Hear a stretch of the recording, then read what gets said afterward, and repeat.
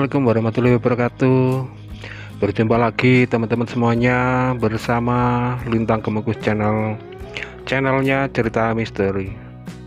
Baiklah teman-teman Lintang Kemukus semuanya, kali ini Lintang Kemukus mau membawakan sebuah cerita misteri dari kisah nyata yang berjudul Penggali Kubur yang Hampir Tewas.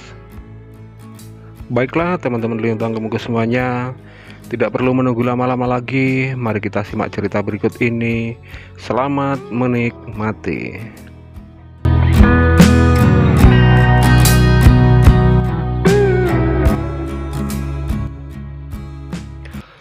Kejadian ini berawal dari sebuah desa yang berada di pegunungan di Jawa Timur.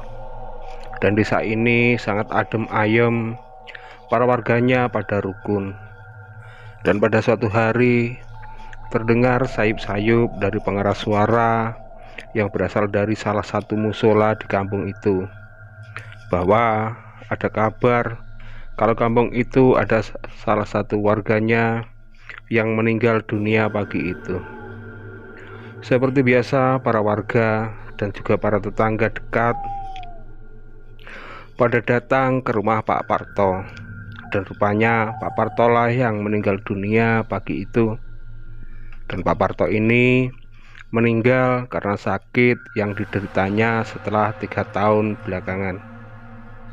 Para warga sudah berdatangan untuk melayat, yang sudah terlanjur berangkat beraktivitas ke ladang pada kembali. Dan pagi itu kira-kira jam 9 pagi semua pada berkumpul. Dan seperti biasanya pada umumnya, setiap ada kematian, para warga berbagi tugas. Bagi tetangganya yang tua-tua bertugas di rumah duka, sedangkan yang muda-muda semua pada pergi ke pemakaman untuk menggali kuburan. Dan yang lainnya memberi kabar ke saudaranya almarhum yang berada di lain desa. Sementara itu di rumah duka acara berlangsung lancar, seperti memandikan jenazah dan mensolatinya, dan berlangsung dengan semestinya. Sementara itu di kuburan lagi sedang berlangsung penggalian kubur dengan cara bergantian semua yang lagi berada di pemakaman tersebut. Setelah sekian lama galian kuburan itu sudah selesai, namun ada salah satu warga yang mengusulkan untuk diukur lagi lebar atau panjangnya galian itu. Dan pada akhirnya semua sepakat untuk mengukur lagi. Tapi sayangnya alat ukur yang terbuat dari bilah bambu yang dibawa dari rumah duka tadi sudah terlanjur kepotong. Dan akhirnya ada salah satu orang yang mau kembali ke rumah duka untuk mengukur tinggi dari jenazah Pak Parto. Dan orang itu berangkat untuk ke rumah duka. Selang beberapa lama, pemuda yang kembali tadi sudah sampai di kuburan lagi dengan membawa bilah bambu yang dibuat untuk ukuran. Dan anehnya, galian kubur yang sudah dianggap selesai tadi rupanya kurang panjang. Dan tidak menunggu lama, semua orang yang berada di kuburan itu akhirnya bergantian menggali kuburan itu lagi untuk menambah panjang liang lahat kubur itu. Karena orang yang datang ke kuburan itu cukup banyak, akhirnya selesai sudah penggalian kuburan itu. Dan tidak begitu lama acara gali kubur itu selesai, datang lagi orang suruhan dari rumah duka untuk memastikan kalau galian kubur sudah selesai dan memberitahu orang rumah untuk jenazah dibawa ke kuburan untuk dimakamkan. Namun suruhan itu datang sambil membawa alat ukur lagi sekedar untuk memastikan kalau liang kubur itu sudah pas.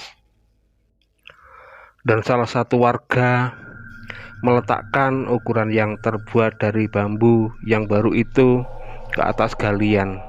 Dan anehnya, setelah ukuran itu ditaruh, rupanya galian kubur itu masih juga kurang panjang, sekitar 10 cm. Semua orang yang berada di pemakaman itu pada keheranan, karena dari ketiga ukuran itu hasilnya berbeda-beda dan selalu kurang panjang. Semua orang di sana pada berpikir masing-masing bagaimana caranya masalah ini segera selesai dan acara pemakaman segera selesai, karena waktu sudah siang. Dalam kebingungan para warga yang berada di kuburan itu, tiba-tiba ada salah satu pemuda yang terkenal bandel dan berkelakuan kurang baik di desanya yang mengusulkan untuk dirinya sendiri untuk mencoba liang lahat itu untuk dijadikan ukuran, sambil berkata kalau dirinya bisa dan pas dengan liang lahat itu, berarti jenazah Pak Parto juga pas, karena almarhum Pak Parto tidak lebih tinggi dari pemuda itu yang biasa orang memanggil bernama Daman. Setelah berkata demikian, Daman pun masuk ke liang lahat dan lalu membaringkan tubuhnya. Setelah beberapa saat Daman rebahan di liang lahat itu, keanehan yang mengerikan terjadi pada diri Daman, karena tiba-tiba tubuh Daman menjadi kaku dan matanya melotot dan tidak bisa bicara ataupun teriak minta tolong. Melihat hal demikian, para warga pada panik dan bergegas menolong Daman dan mengeluarkannya dari liang lahat itu. Hal yang mengerikan yang menimpa Daman ini terjadi cukup lama, sampai berhari-hari. Bahkan segala cara sudah dicoba, seperti meminta tolong pada Pak Ustadz ataupun Pak Haji, tapi Daman tetap tidak ada perubahan. Bahkan tubuh Daman kini makin parah, kini semakin pucat, dan kini keluarga Daman sudah pasrah dan mencoba meminta tolong pada Pak Kiai di salah satu pondok pesantren yang berada di Jawa Timur sana. Dan Pak Kiai berusaha menolong Daman dengan cara mendandani Daman seperti jenazah yang mau disalatkan. Daman dipocongi dan dibaringkan di atas meja, lalu disolati dengan sholat jenazah. Lalu keanehan mulai terjadi seusai Pak Kiai mensolati Daman. Mata Daman yang semula hanya bisa melotot saja, kini tiba-tiba sudah bisa berkedip dan tangannya sudah bisa digerakkan. Dan tidak begitu lama Daman pun sudah pulih seperti sedia kala. Kesimpulan dari cerita ini adalah janganlah kita bermain-main dengan hal yang bersangkutan dengan kematian, lebih-lebih soal kuburan, karena percaya ataupun tidak, kuburan dijaga oleh malaikat, yaitu malaikat munkar dan nakir. Untuk itu soal kuburan janganlah dibuat candaan, karena kekayaan dan kehebatan kita belum sebanding dengan bekal kita di alam kubur. Hanya iman dan ibadah kita yang bisa meringankan kita dari azabnya.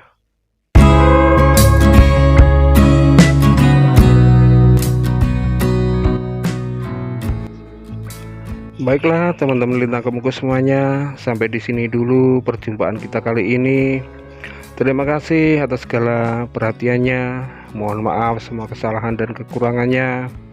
Jangan lupa like, komen, dan subscribe di Lintang Kemuku channel agar kami lebih semangat lagi dalam membuat cerita-cerita misteri berikutnya. Dan saya akhiri sampai di sini. Ihdinas siratal mustaqim. Assalamualaikum warahmatullahi wabarakatuh. Selamat istirahat dan terima kasih.